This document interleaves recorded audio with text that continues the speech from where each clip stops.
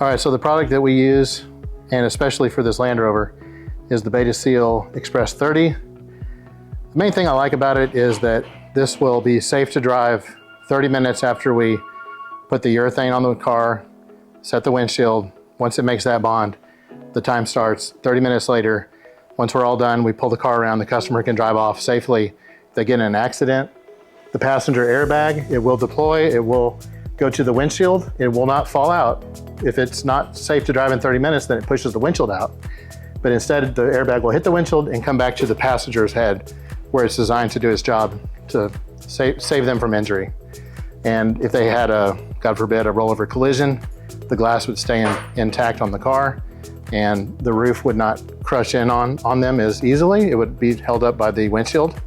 And so it's very important. Along with that, it has high modulus, non-conductive properties, which means the high modulus has more rigidity, which allows it to not flex as much, which is good for the bonds and the seams of the vehicle over time.